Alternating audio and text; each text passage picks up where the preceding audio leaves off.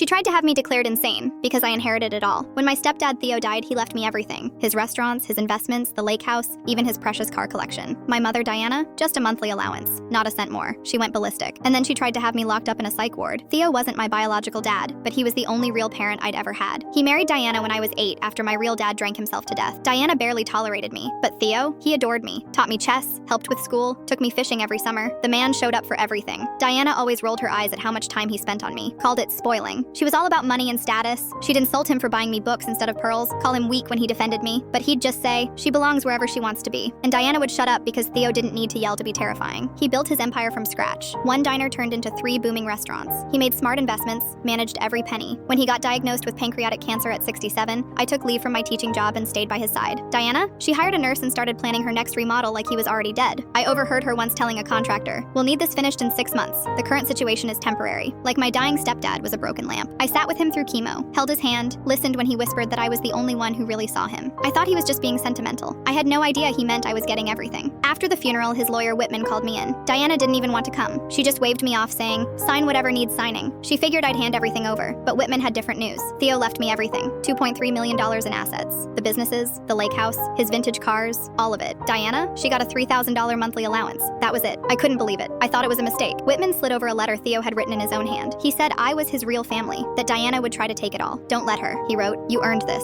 When I got home, Diana had already popped champagne. She was mid-toast. So how much did we inherit? She asked with a fake smile. I already called the contractor back and found a cruise. I told her flat out, I inherited everything. You get a monthly allowance. She hurled her glass at the wall. That's impossible, she shrieked. You're just a charity case. She screamed for hours, swore the will was fake, said Theo was confused. She called every lawyer she could find, screaming from her office. She's a teacher. I gave that man the best years of my life, but Theo had covered his bases. He'd been declared fully competent by 2 doctors just weeks before he died. Still, she didn't stop. She found one lawyer who had a plan. That's when Dr. Morrison showed up. The guy looked like a discount therapist from a bad TV show. Slick voice, cold eyes. He slid into Theo's armchair like he owned the place. Sudden wealth can trigger psychological episodes, he said. Delusions, erratic behavior. Then Diana jumped in like she'd rehearsed it. She talks to Theo's ghost, argues with empty rooms about menus and renovations. 2 days earlier, I had been talking out loud in his study. Just me, thinking, grieving. She won't buy groceries, Diana added. Says she needs Theo's ghost to tell her how. I was just waiting for probate to clear before touching anything. Exactly what Whitman told me to do. Dr. Morrison asked, have you heard any voices? No, I said, but he was already scribbling. 2 hours later, he closed his notebook and announced, I'm recommending a 72-hour psychiatric hold. Diana grinned. Thank God. When? Tomorrow. I'll submit the paperwork today. If I was declared incompetent, Diana could take over as conservator. She'd get everything. It was almost airtight. That night, I called Whitman. Can she take the inheritance if I'm committed? Yes, he said. And that doctor has done it before. I didn't sleep. At sunrise, I packed. I had one day. Click the full story to see what happened next.